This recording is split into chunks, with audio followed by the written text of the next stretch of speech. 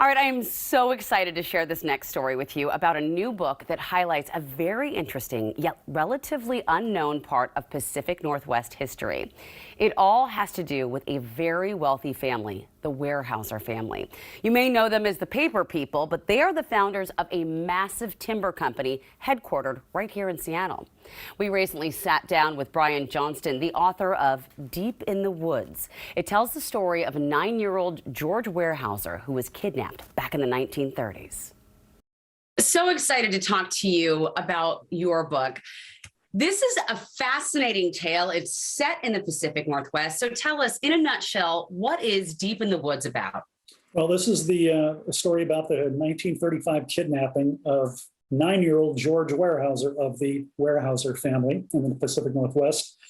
He was walking home from school, got snatched off the street by a couple of kidnappers, and he was kept locked, chained in a hole in the ground out in Issaquah. He was kept chained to a tree, was locked in a trunk, kept in a closet for 5 days. The kidnappers wanted $200,000 in small unmarked bills. The whole thing played out like a Humphrey Bogart movie. It was the biggest manhunt in Northwest history. It's an amazing story. There are so many layers of the story. It is one of the most fascinating stories that I've ever stumbled across in my life. I can't imagine how much fun you must have had researching all of this, going through FBI files. And I mean, it really seems like some groundbreaking police work was done on this case. But what surprised you most about learning this story?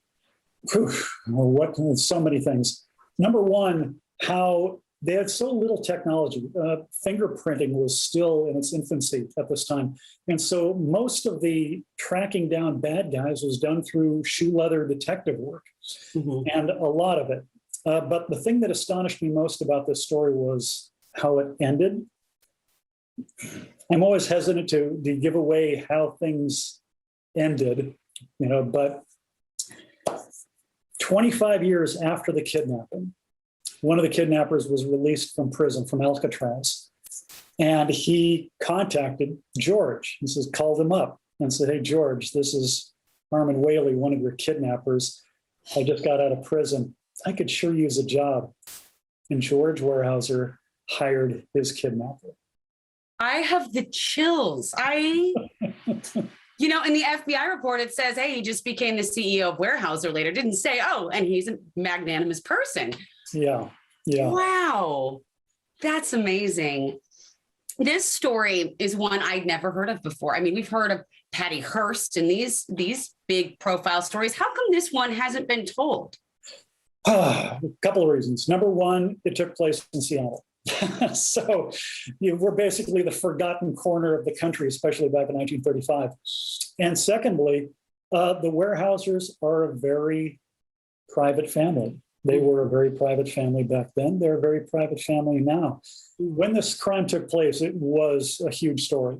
I mean, it was on the front page of every newspaper in America. It was only 2.5 years after the Lindbergh kidnapping. So it was a big deal, a really big deal at the time. But it's been 85 years. The fact that nobody had written a book about this before I had astonishes me, absolutely astonishes me. It is astonishing. And we're so glad you did, because I cannot wait to download my book. Now, I understand you also spoke with George while writing this book. I did. It took me a while to track him down, but I did. And he was so charming. He was 94 years old when I talked with him, and that was 2 years ago. And he was just a nice guy. And he loved seeing pictures of himself when he was 9 years old on the cover of the newspapers and stuff like that. He was just a really charming guy. Obviously at 94, his memory wasn't 100%, but he still remembered an awful lot about the story. And my favorite quote from when I talked with him is he asked me, he said, "Bryan, how long is it going to take you to write this book?" And I said, for everything, probably about 2 years. He said, "Bryan, I'm 94, write fast." And so has he read it? He has. And what did he think? From what I hear from his daughter, he's been enjoying it. They said, "Well, Bryan, you got a few things wrong in there." And I'm like, well, shocker. But he seemed to think that it was okay. And that's high praise in my book. Absolutely. It is so hard to tell other people's stories. I understand that. All right. How great is that story? I hope you enjoy reading it.